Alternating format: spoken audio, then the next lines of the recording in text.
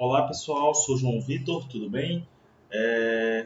Hoje eu venho aqui a pedido do professor Estênio para ministrar uma aula para vocês sobre gerenciamento da rotina do dia a dia, ok? Então, antes de a gente iniciar a aula, eu vou me apresentar. Eu sou, como eu já falei, João Vitor, ok? Eu sou mestrando em administração pela Universidade de Potiguar. Fiz MBA em Gestão Empresarial pela Fundação Getúlio Vargas. Também sou formado em Administração pela Universidade Federal do Piauí e sou professor de Administração do IFPI Campus Uruçuí. Também sou consultor de Logística e Transporte Rodoviário de Cargas. Tenho uma experiência aí vasta aí na parte de gestão.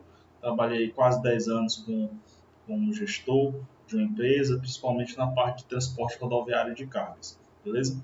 E a ideia, pessoal, é que na aula de hoje eu fale um pouco de vocês do que é o gerenciamento de rotinas, qual é a importância desse gerenciamento de rotinas, como eu posso gerenciar rotinas na minha empresa. Eu vou tentar trazer aqui um pouco da minha experiência, de algumas situações que eu apliquei nas organizações que eu trabalhei, para vocês tentarem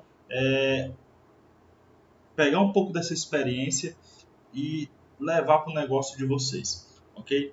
Vou mostrar um pouco das etapas do gerenciamento da rotina do dia a dia, desde a parte de arrumar a casa até a parte de gerenciar para melhorar resultados, padronizar rotinas, eliminar anomalias, monitorar resultados e manter resultados a partir do gerenciamento da rotina, ok? Então, eu espero que vocês gostem, espero que seja uma aula interessante e que vocês saiam dessa aula com vários insights, várias ideias para aplicar nos negócios de vocês, ok?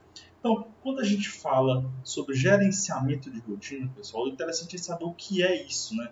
O que é gerenciar rotina, o que é gerenciar atividades, o que é eu ter uma ideia das rotinas da minha empresa. Gerenciar rotina são ações e verificações diárias conduzidas para que cada pessoa possa assumir responsabilidades no cumprimento das obrigações conferidas a cada indivíduo e a cada organização. Então, nada mais é do que eu estar acompanhando, estar fazendo atividades, fazer verificações com a minha equipe do tudo que está sendo feito diariamente, principalmente as atividades-chave, que são aquelas atividades que são essenciais para o meu negócio ter resultado, ok? Então, gerenciar a rotina ela é a base da organização. Toda organização ela precisa diariamente funcionar e desempenhar uma série de serviços, atividades, processos para que a organização funcione. Então, se a gente for analisar, 90% da gestão de uma empresa são rotinas diárias feitas diariamente ou semanalmente ou até mesmo mensalmente, mas principalmente diariamente. Por isso que gerenciamento da rotina é a base da administração da empresa. Não adianta eu ter uma estratégia bonita, legal, alinhada, não adianta eu ter uma visão, uma missão, os valores, se eu não consigo fazer o básico. Qual é o básico? É gerenciar minha rotina.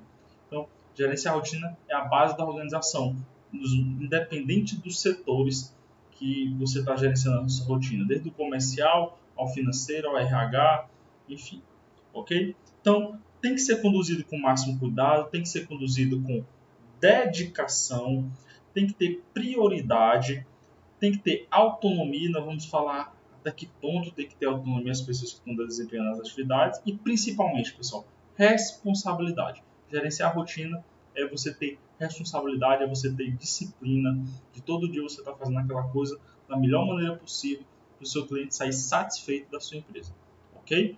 Então, qual é a importância do gerenciamento da rotina do dia a dia? Primeiro, performance.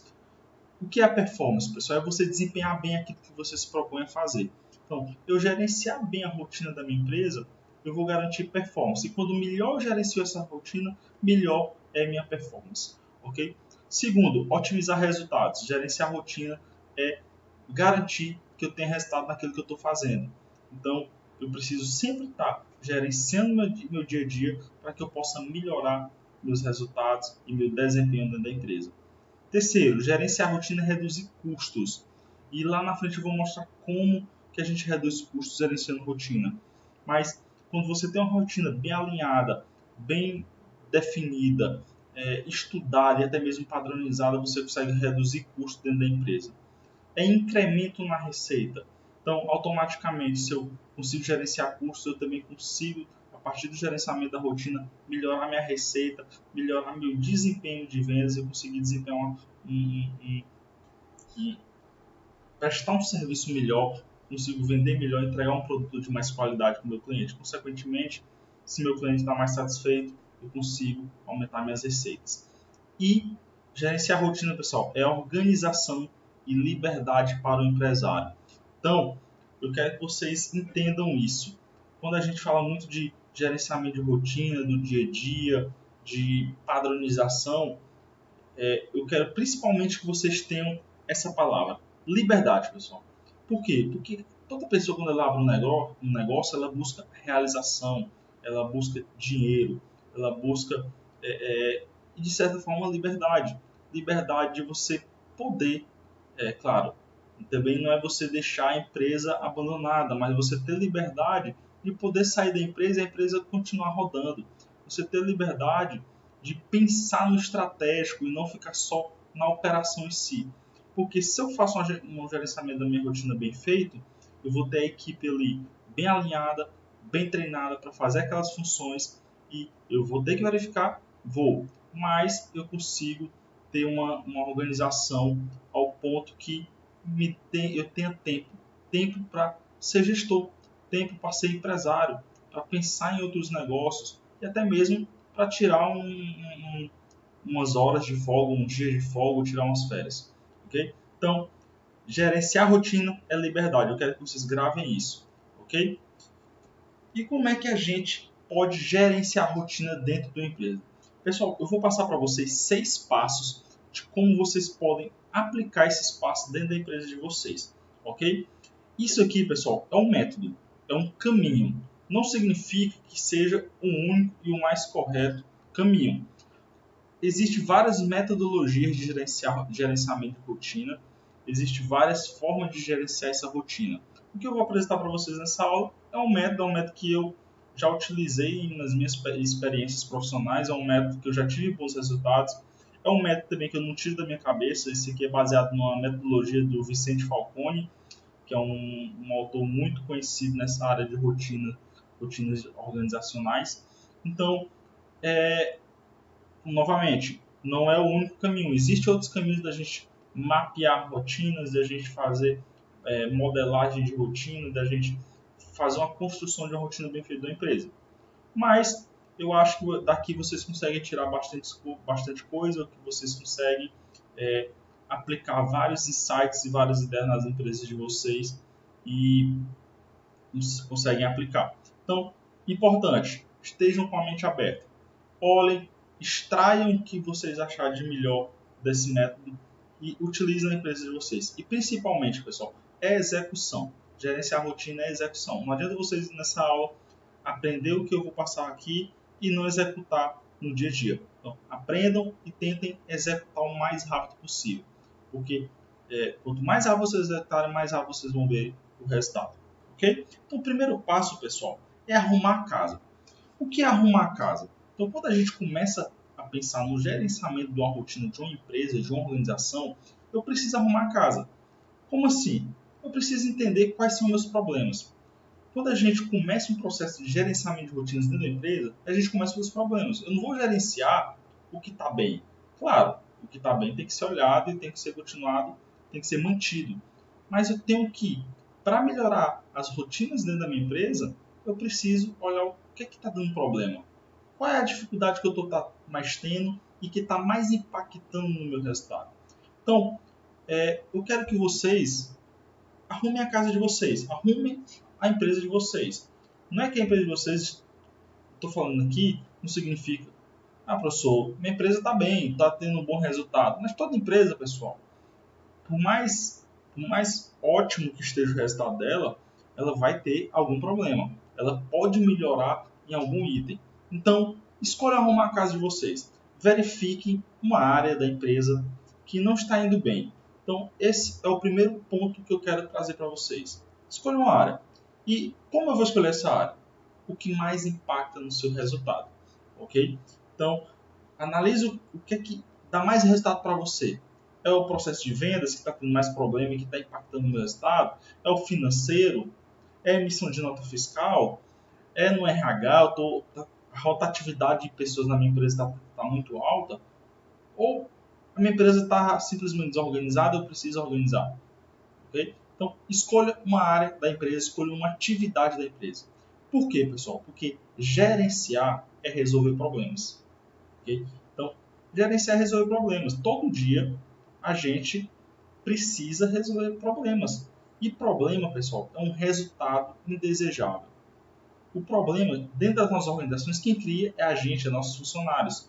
E se aquele problema está sendo criado, é porque foi um resultado indesejável de alguma coisa que aconteceu. Então, qual é o objetivo da empresa? A gente ter resultados desejáveis a nossos olhos, não é isso? Então, eu preciso resolver problemas. Ok? Então, primeiro, escolha uma área de impacto na sua empresa. Não adianta que você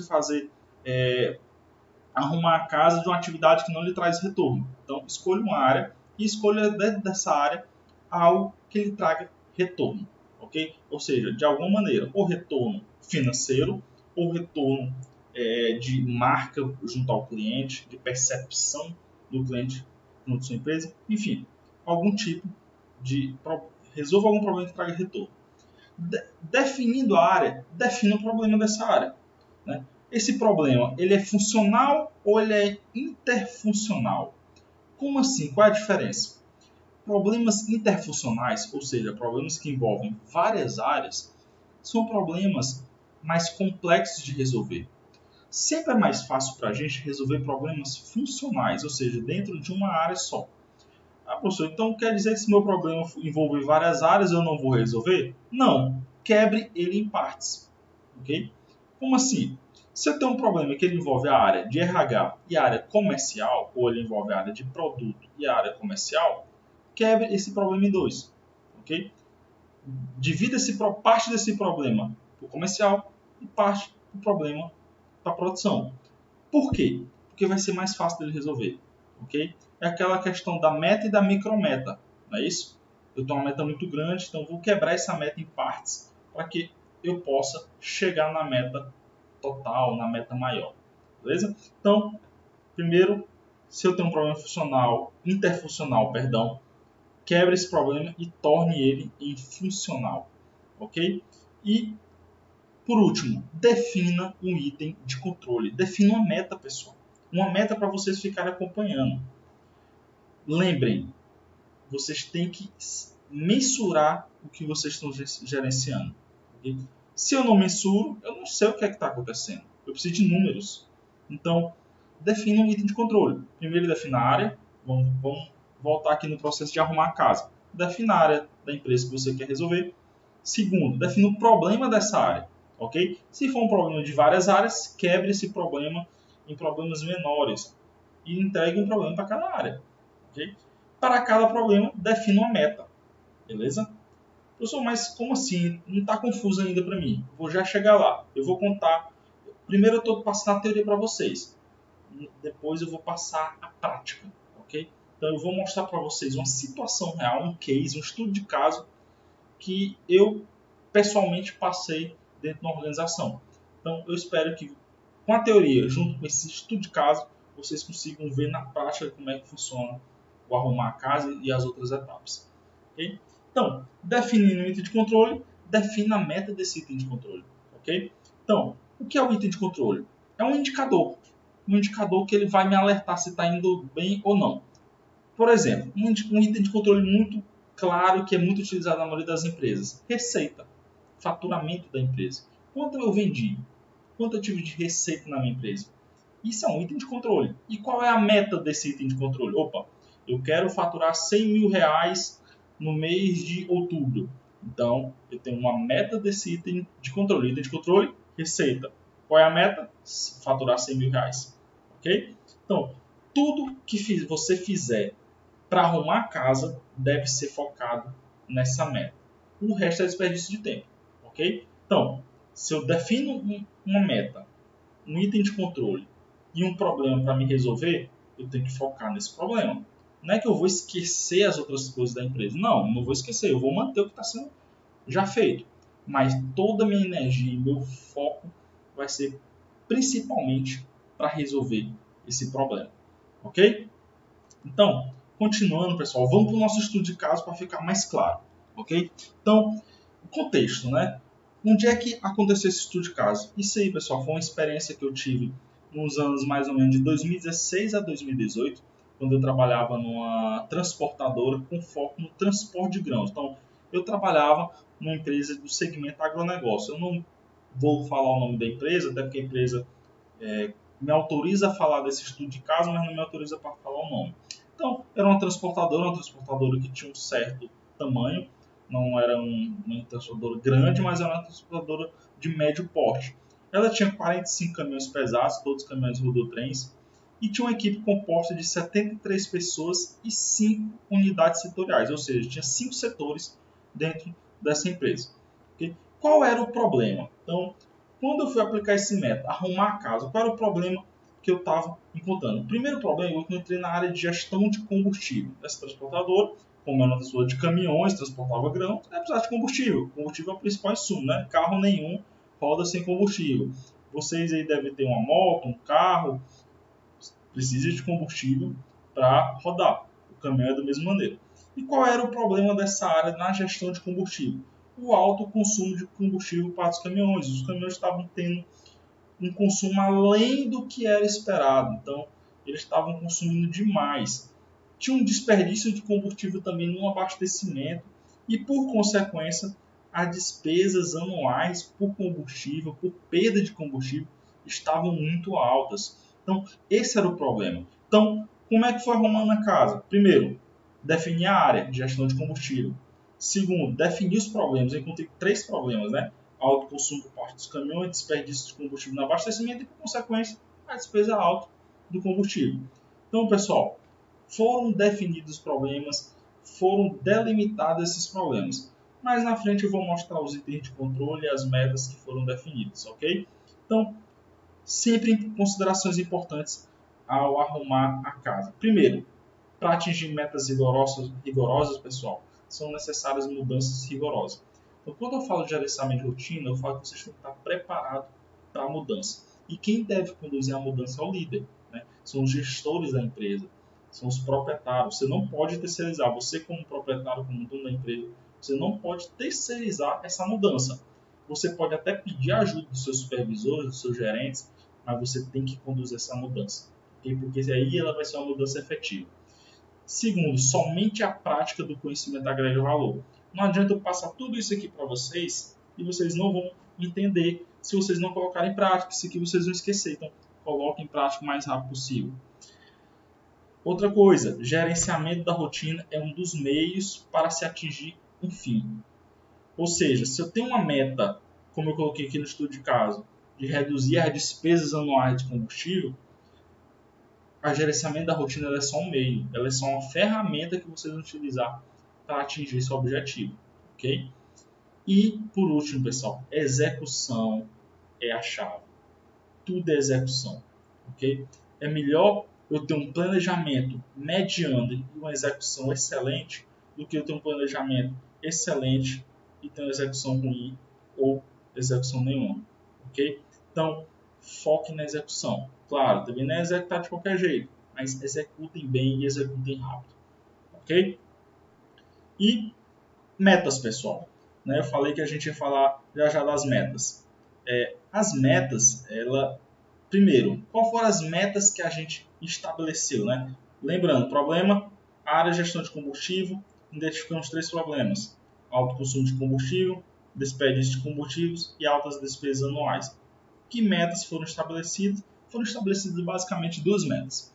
Revisão de todo o processo de gestão de combustível para aplicar o gerenciamento da rotina, e eu vou mostrar para vocês como é que isso foi feito.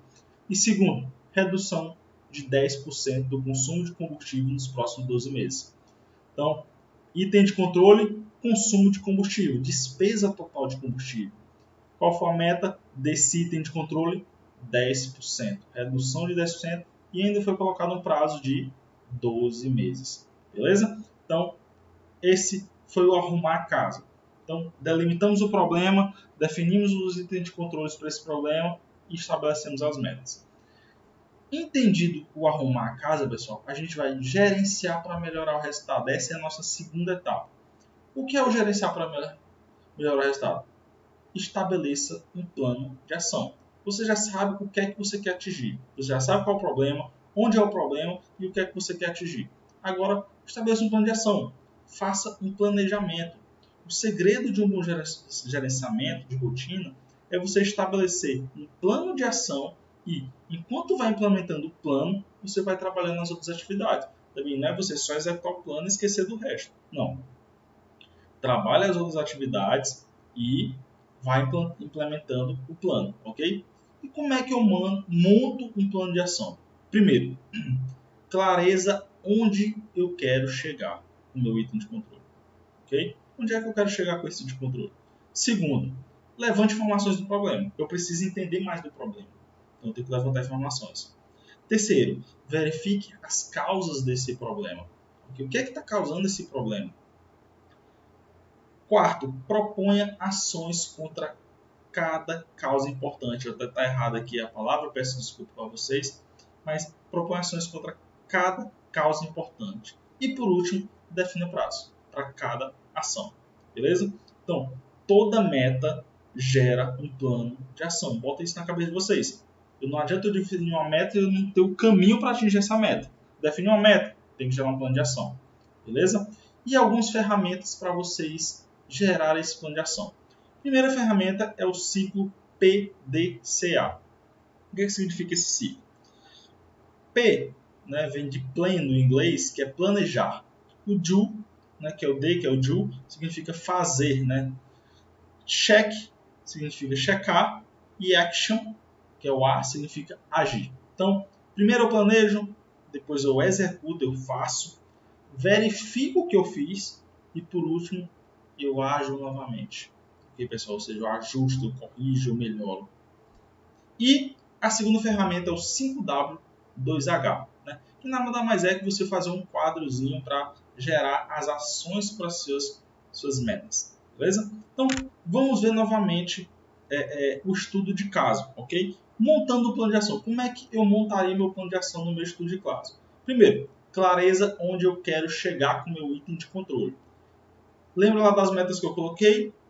Como é que eu tenho clareza? Colocando as metas, né? Redução de 10% do consumo de combustível. Segundo, melhoria da autonomia do caminhão. Eu entendi que para me reduzir o consumo de combustível, eu tenho que melhorar a autonomia do caminhão. O que é a autonomia do caminhão, pessoal? Para ficar claro para vocês. Eu acho que todo mundo que já escutou, quando vai comprar um carro, pesquisar um carro, uma moto, você pensa logo, opa, quantos quilômetros com litro faz esse carro? Quantos quilômetros com litro faz a moto? Ah, não, aquele carro ele roda 10 km por litro, 12 km por litro. Né? Então, você está falando da autonomia daquele carro. Para o caminhão é a mesma coisa, ele tem uma autonomia, né? Ele roda tantos quilômetros por litro. E essa autonomia, pessoal, ela depende muito do como o motorista está conduzindo aquele veículo, como aquele veículo está de manutenção, como os pneus daquele caminhão estão sendo calibrados, né? E uma série de outros fatores. E padronização da gestão de combustível. Então a gente definiu 3 parâmetros e clareza onde a gente queria chegar na época. Reduzir os 10% que a gente já tinha colocado como meta, que essa é a meta principal, melhorar a autonomia do caminhão, porque a gente entendeu que melhorando a autonomia do caminhão a gente ia conseguir atingir o consumo do combustível, claro que outras coisas teriam que ser feitas, e por último, deu resultado, padronizar essa gestão para ela ser mantida. Ok? Definimos onde a gente queria chegar. Então, levantar informações do problema. Ok? Então, a gente foi levantar tudo o que era possível sobre o problema. Quanto a gente gastou de combustível na época, de onde é que esse combustível vinha, ou seja, quais eram os postos que eram abastecidos, quem a gente comprava, levantando todas as rotinas de gestão de combustível da época, ou seja, o que é que estava sendo feito no gerenciamento de combustível que estava gerando o problema. levantou todas as autonomias dos caminhões, ou seja, quantos quilômetros por litro cada carro estava fazendo e quanto estava sendo comprado, qual era o preço que estava sendo praticado na época. Enfim, teve outras informações que foram levantadas, mas essas foram as principais. Então, definimos onde a gente queria chegar, agora que a gente está entendendo o problema, né? Como? Levantando informações daquela atividade. E aí, verificamos as causas do problema. Ou seja, essa representação aqui, pessoal, é uma coisa que a gente chama de gráfico de Ishikawa, ou diagrama de espinha de peixe, né? Algumas pessoas chamam de gráfico de Ishikawa, diagrama de Ishikawa, ou diagrama de espinha de peixe, enfim.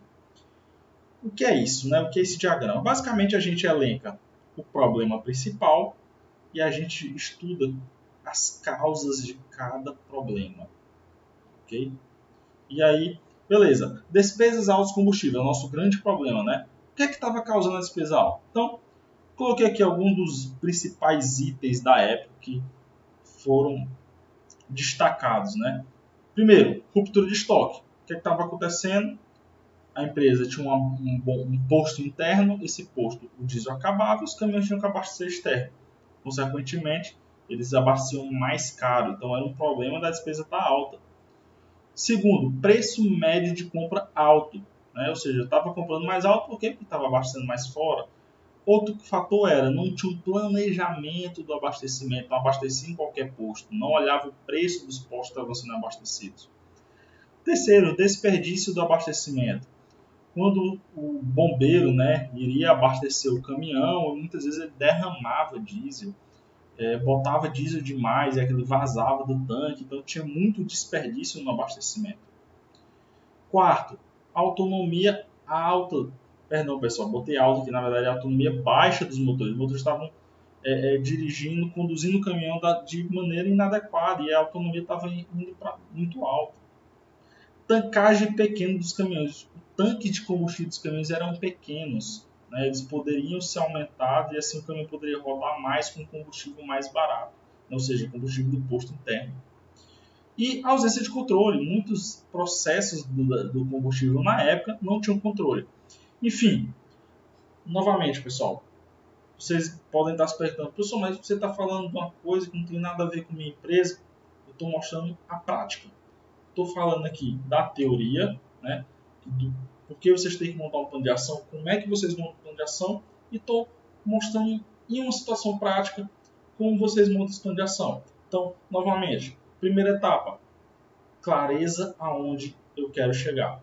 Como é que eu tenho clareza? Eu boto minhas metas aqui para mim entender que metas eu quero atingir nesse processo. Segundo, levantar informações do problema. Eu tenho que entender o problema da minha empresa. Então, se, por exemplo, você quer faturar lá os 100 mil reais na empresa de vocês, você vai fazer o quê? Opa, tenho que levantar informações da minha empresa para me entender por que eu não estou atingindo 100 mil reais. O que eu estou fazendo hoje? Que informações eu tenho da minha empresa que podem me elucidar o porquê de eu não estar atingindo 100 mil reais. Terceiro, verificar causas do problema, ou seja, o que está causando de forma que eu não estou atingindo 100 mil reais, né? Quais são as principais causas? Eu não estou investindo tanto em marketing, minha equipe de vendas não está tendo um bom resultado nas vendas, eu estou tratando mal o meu cliente, enfim, eu tenho que elencar uma série de causas para que eu possa tratar essas causas. E aí, pessoal, entendendo as informações da empresa e as principais causas, aí você vai propor ações. E como é que eu proponho ações? Eu tenho duas formas de fazer. Eu tenho a forma lá do PDCA, né? Lembram? Planejar, que é o P do plan, o do, que é o D de fazer, né? O check, que em português é verificar, e o action, que no português é ação. Então, eu tenho PDCA e eu tenho 5W2H. Eu vou mostrar as duas maneiras, ok? Vocês podem fazer. No 5W2H, eu vou pegar um problema, né? Um daqueles problemas que eu coloquei aqui, botei aqui, tancagem pequena dos caminhões. Então, eu vou pegar esse problema e eu vou fazer uma proposta de ação, ok? Então, no 5W2H, o que é o 5W2H? Eu faço 7 perguntas chaves de De acordo com minhas respostas, eu vou construindo minha ação. Ok? Então, primeiro, né, o quê? O que é que eu vou fazer? Aumentar a tankagem dos veículos. Né? Importante, os veículos eles tinham na época 720 litros e eles poderiam ser aumentados até 1.200 litros por veículo. Ok? Então, o que foi feito? Aumentou essas tancagens na época. Por quê? Qual era o objetivo disso na época? Fazer com que o caminhão utilizasse mais combustível interno e abastecesse menos externo em suas viagens. Ok? Por que fazer isso? Reduzir abastecimentos externos e aumentar os abastecimentos internos. Beleza? Quando? Ou seja, em quanto tempo eu quero fazer isso? 90 dias. Onde? Na oficina própria da empresa e fornecedor. Como assim, professor? Oficina própria e fornecedor. Fornecedor, comprar os tanques novos. Oficina própria, instalar os tanques. Quem ia ser responsável por isso? Supervisor de manutenção da empresa. Quanto vai custar todo esse processo, esse investimento para fazer isso? R$ 3.500. E como? Ou seja, como é que eu vou executar essa ação? Comprar tanque suplementar em fornecedor, podendo ser usado, e instalar internamente na oficina da empresa. Então, mostrei através de 7 perguntas como eu crio uma ação para resolver esse problema da tankagem baixa do veículo. Então, levem isso para a prática de vocês, pessoal. Levem isso. Como é que eu posso criar uma ação? Né? Como é que eu posso me planejar dentro dessa ação, ou seja, dentro de um problema que eu estou fazendo e aplicar essa ferramenta?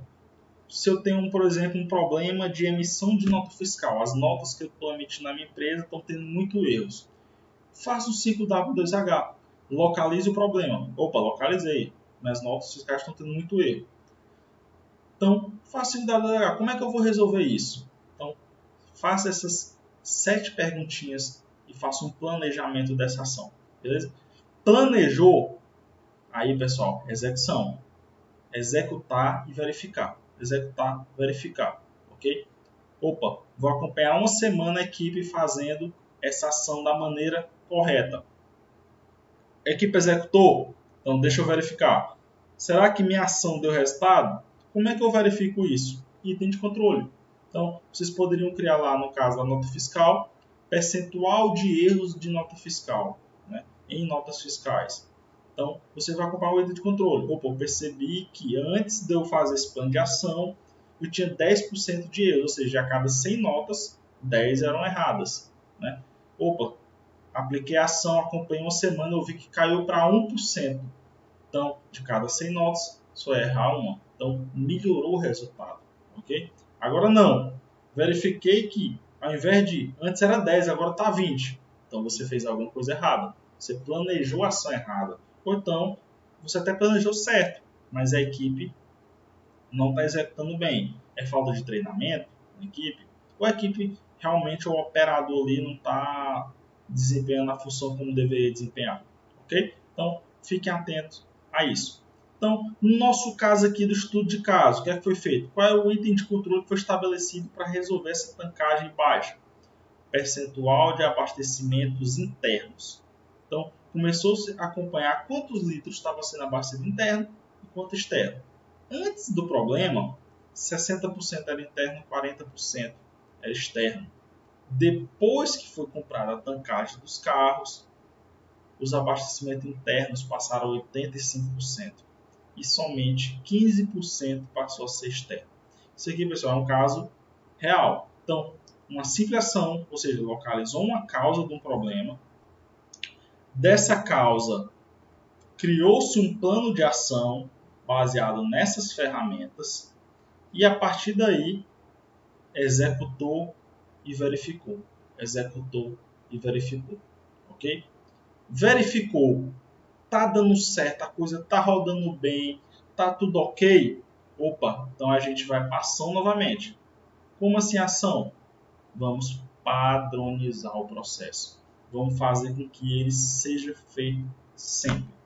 E como é que foi padronizar esse processo? Definiu-se que todo veículo novo que fosse comprado pela empresa, a partir daquele momento, fosse instalado tanque suplementar logo na compra. Okay? Ou seja, assim você já tinha economia. Então, estou trazendo aqui um estudo de caso, de como vocês podem gerenciar para melhorar os resultados de vocês. Aplique as ferramentas, pessoal, funciona. Eu estou falando aqui, mas aqui várias outras empresas utilizam isso. Empresas, por exemplo, como a Ambev, que é a dona da Brahma, da Antártica, da Budweiser, enfim. Uma empresa grande, pessoal, multinacional, e ela aplica essa ferramenta que eu estou passando para vocês. Então, apliquem, executem, vejam como funciona na prática. Beleza? Terminando isso, ou seja, a gente vai para padronização. Importante, pessoal.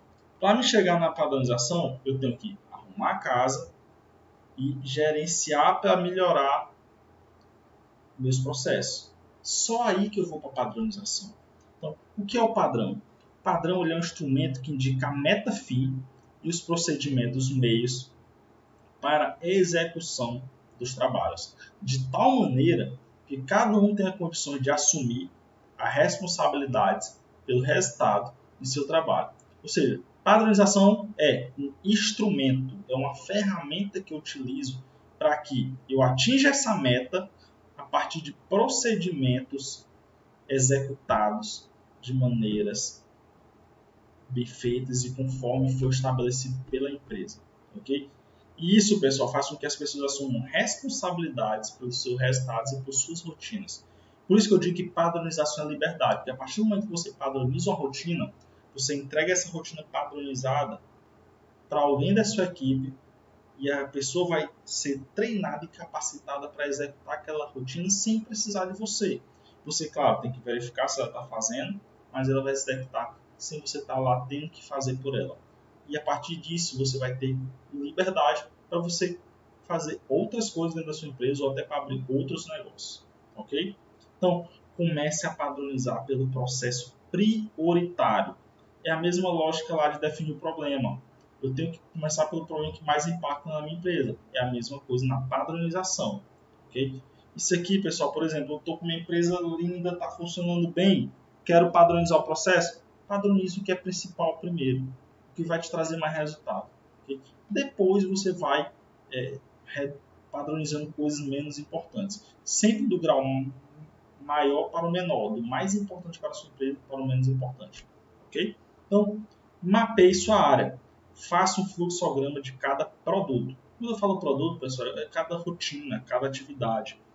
Explicitando os vários processos. O que é o processo, pessoal? O processo é um conjunto de atividades que eu faço para atingir determinado objetivo. Ok? Então, quando eu falo de mapear minha área, eu tenho que mapear minhas atividades e, a partir disso, construir fluxos ou fluxogramas para me entender essa atividade como um todo. Ok? Então, como é que eu construo esse fluxo? Primeiro, como é que eu mapeio minha área? Faça um fluxograma que reflita a situação real da empresa. Ok? Só um momento, pessoal, para beber uma água. Então, pessoal, eu começo pelo real. Eu não faço fluxograma porque eu quero, porque eu imagino. Eu começo para entendendo o que é que está acontecendo. Entendi a realidade, aí eu faço o fluxograma de como tem que ser feito. Ok? Segundo, converse com as pessoas envolvidas. Observe o que elas estão fazendo, verifique o que elas estão fazendo.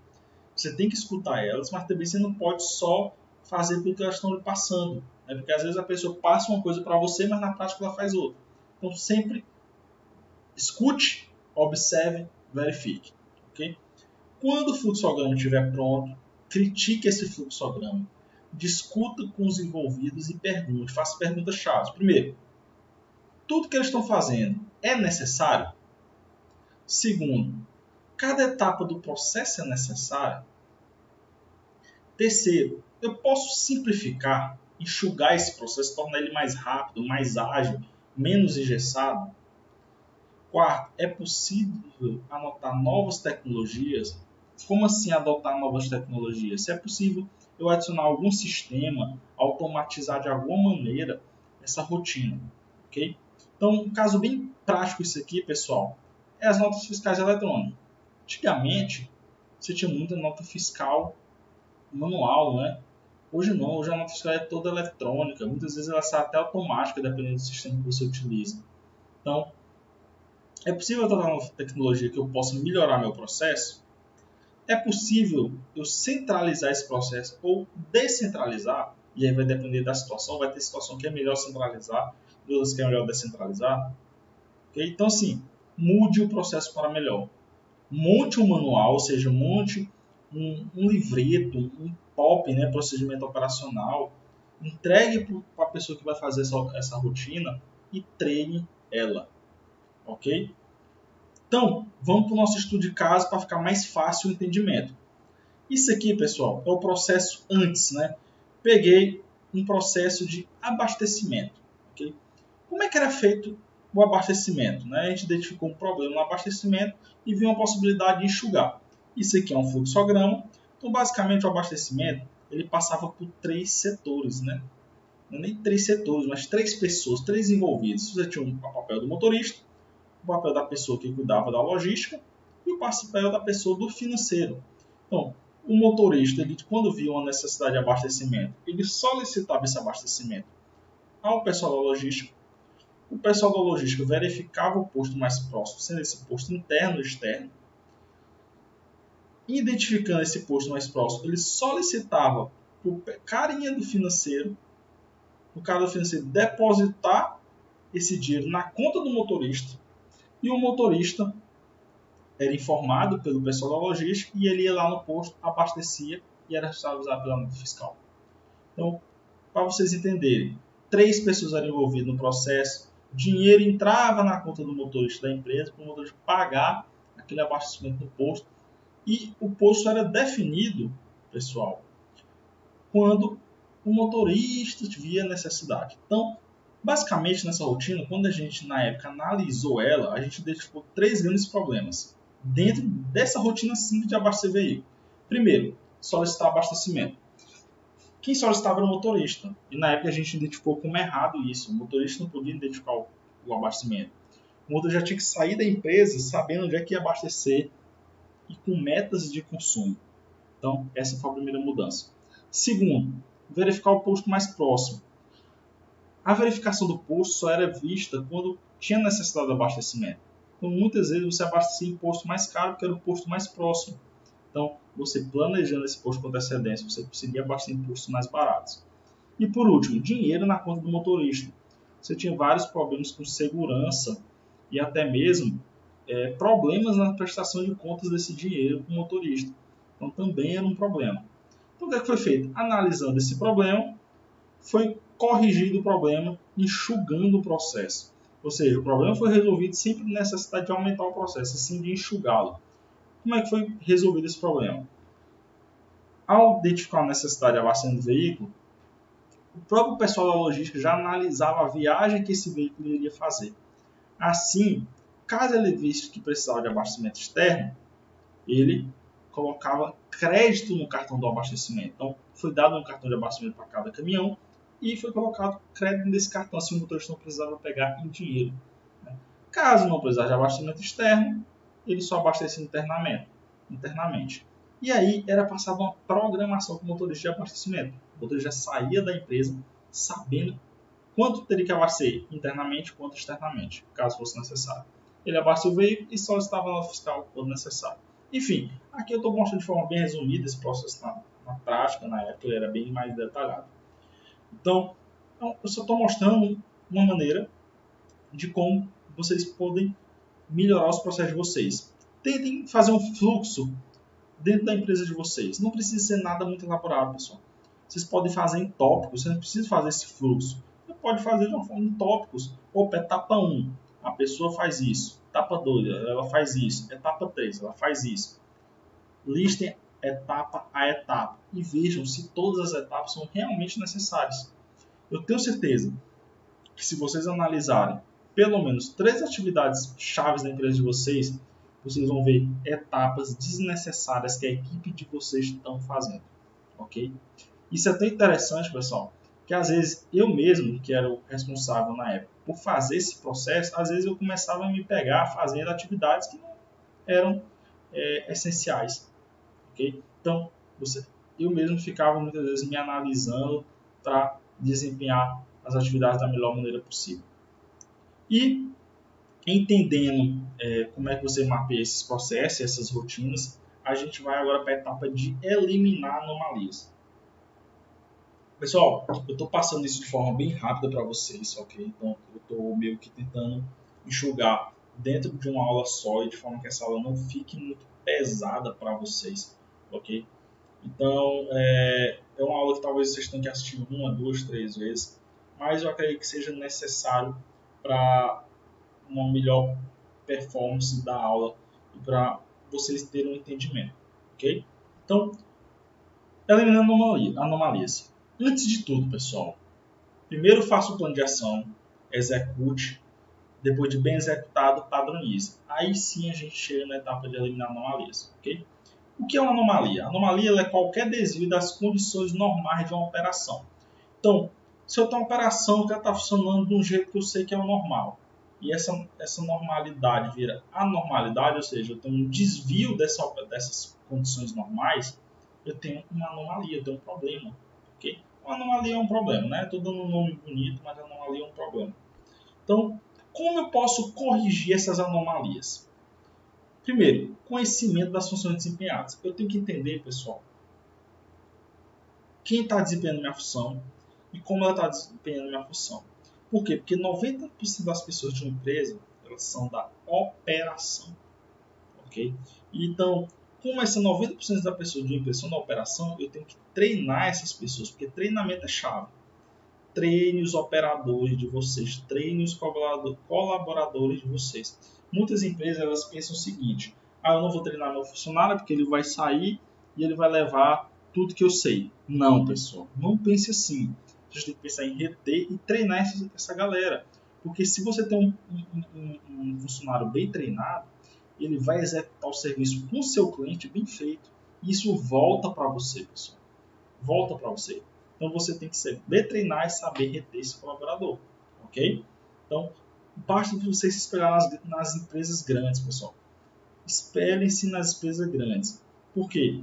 Porque vocês se espelhando nessas empresas, vocês vão ver que eles treinam os colaboradores, eles procuram reter, porque eles entendem que aquilo ali é necessário para a sustentabilidade daquele negócio, ok? Então, primeiro eu tenho que conhecer as funções desempenhadas, eu tenho que, para isso, treinar meus colaboradores. Okay? Por quê? Porque a maior parte dos problemas, pessoal, de uma empresa é treinamento. Você pode fazer tudo bonitinho, mas se você não treinar o cara direito, não adianta você ter um manual mais lindo do mundo de como tem que ser feita uma atividade se ele não está bem treinado. Porque se ele não estiver bem treinado, ele não vai executar nada que está no manual. Okay? Então, os operadores devem relatar essas anomalias. Então, você também tem que criar uma cultura para você, o próprio operador, relatar um problema. Okay? Porque muitas vezes você consegue identificar esse problema rápido e treinar mais rápido. Okay? E a supervisão, pessoal, tem que ser efetiva. Você tem que estar acompanhando, o seu gerente tem que estar acompanhando de perto aquela atividade. Okay? Então, a supervisão deve verificar o cumprimento da rotina, tratar problemas junto com seus colaboradores, treinar esses colaboradores, você ficar acompanhando o dia a dia deles para saber o que vocês estão fazendo algo errado ou não, e planejar o futuro junto com você. Ou caso seja você o cara que supervisiona, você tem que planejar o futuro além de fazer tudo isso. Então, novamente, pegando o caso de anomalia. Vocês lembram lá que foi corrigido o processo, né? Só, pessoal, que à medida que esse processo foi sendo desempenhado, a gente encontrou uma anomalia dentro do processo que estava corrigido. Porque não adianta, pessoal, por mais que vocês corrijam os processos, eles sempre vão ter que ser melhorados. Sempre vai apresentar um errozinho, um problemazinho mais na frente. E qual foi o problema que foi identificado? O cartão de abastecimento. Por quê? Porque começou-se a perceber que alguns postos cobravam mais caro quando se abastecia no cartão. Outros não, né? Outros davam até desconto. Mas começou a ter essa discrepância. Uns cobravam mais caro, outros mais barato. Então, o que foi feito? Anomalia, em alguns postos, o preço para abastecer no cartão é mais caro. Qual foi a correção? Em alguns casos, ou seja, os casos que esses postos eram mais caros, a gente começou a fazer parceria direto com o posto sem a necessidade do cartão. Ou seja, o próprio posto dava um crédito para a empresa e a empresa abastecia e pagava quinzenalmente, mensalmente. Então, começou-se a fazer de duas maneiras. Dessa maneira, esse processo ele foi melhorado. Você teve um nível 1 do processo, né? Corrigido, melhorado, e depois você fez um nível 2, melhorou ele mais ainda, corrigiu mais ainda. Ok? Então, é uma forma de você corrigir a anomalia. Corrigidas as anomalias, a gente vai para a etapa de monitorando o resultado. Pessoal, a gente está quase acabando, ok? Tá já nos finalmente da etapa. Então, como é que a gente monitora o resultado? Primeiro, pessoal, somente aquilo que é medido é gerenciado. O que não é medido está à deriva. Então, eu tenho que medir, eu tenho que ter item de controle, eu tenho que ter números. Se eu não tenho números, não adianta eu fazer nada disso, eu não estou controlando números.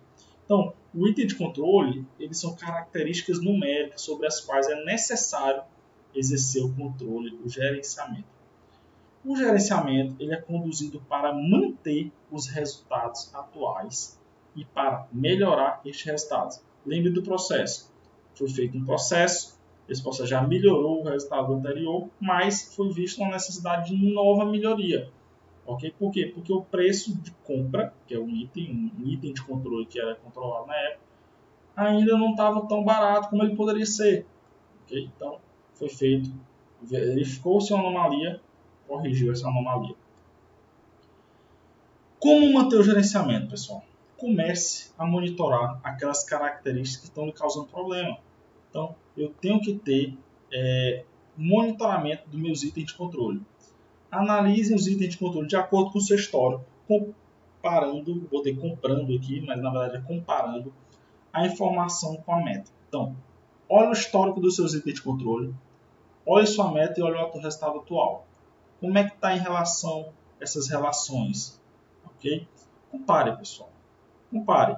Se eu não tenho histórico, tente comparar com a concorrência, tente pegar um indicador de mercado, enfim. Mas compare. Compare que vocês vão ter muita clareza das informações. E aqui, pessoal, no caso lá no estudo de caso, foram todos os itens de controle que foram definidos. Então, vocês viram que foram muitos itens de controle. Vocês podem ver que tem item de controle e item de verificação. O que é esse item de verificação? Eu não vou falar muito aqui para não complicar muito a cabeça de vocês, mas eu vou falar só para vocês não acharem estranho esse IV. Item de verificação é um item que contribui para o item de controle ser atingido. É como se o item de controle fosse o macro e o de verificação fosse o micro, ok? Mas enfim, não entre muito nesse detalhe, porque só quando vocês já tiverem com uma operação bem robusta, vocês já estiverem entendendo muito da rotina de vocês vão fazer isso. Beleza? E por último, gerenciando para manter seus resultados. Vamos supor que antes de tudo eu fiz tudo, né? Plano de ação, padronizei, tratei todas as minhas anomalias, monitorei meus resultados. E aí, pessoal, o que é que vocês fazem? Faça tudo novamente. Comece tudo de novo, pessoal. Vocês têm sempre que melhorar o processo. Sempre aplique o PDCA. Planejo, faço, verifico, executo. Planejo, faço, verifico, executo. Ok? Por exemplo, no caso do nosso estudo de caso para finalizar. A meta, aquela meta, todo esse processo de gerenciamento, ele começou em 2016. E a gente, na época, conseguiu bater a meta de 10%. Então, a gente reduziu um pouco mais do que 10%. A gente reduziu 12,5%. Só que o que a gente fez em 2017? Fez tudo novamente, pessoal. Então, além do 12,5%, a gente conseguiu reduzir mais 9,3%. Chegou em 2018, tudo novamente. Então, além de 9,3%, foi feito em 7,2%. Ou seja, a gente repetindo o processo 3 vezes, 3 anos seguidos, a gente reduziu quase 30% de economia de combustível nos 3 anos onde foram realizados esses processos. Ok?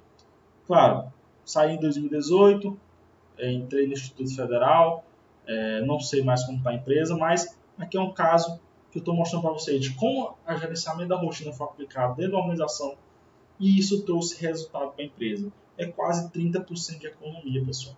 E isso vai para o bolso do empresário. Então a ideia é que vocês apliquem isso para que isso possa ir para o bolso de vocês. Ok? E por fim, pessoal, para a gente finalizar, eu quero que vocês tragam algumas reflexões. Eu quero que vocês terminem essa aula e vocês pensem quais problemas mais afetam o resultado da minha empresa. Onde é que vocês têm que arrumar a casa? Quais são as causas desse problema? O que é que está causando esse problema? E que ações eu posso tomar para corrigir esses problemas? como é que eu posso utilizar tudo que eu aprendi nessa aula para gerenciar a rotina, para tratar esses problemas e trazer mais resultados para os negócios de vocês. Enfim, pessoal, essa aula ficou muito longa. O Stênio me pediu para me passar 30 minutos de aula para vocês, mas eu não conseguia passar tudo que eu tinha para passar para vocês em 30 minutos. Já fiz um esforço danado para deixar menos de 1 hora essa aula. Mas reflitam, pessoal. Tentem extrair o que é de bom dessa aula e execução. Executem rápido e eu espero muito que vocês tenham muito sucesso no negócio de vocês. Ok? Então, espero que tenham gostado da aula de hoje. Qualquer dúvida, o professor Stênio pode disponibilizar meu e-mail, meu WhatsApp aí no grupo. Ou vocês podem falar com o próprio professor Stênio, que ele também tem experiência nessa área. E, enfim, espero que tenham gostado. Agradeço a todos e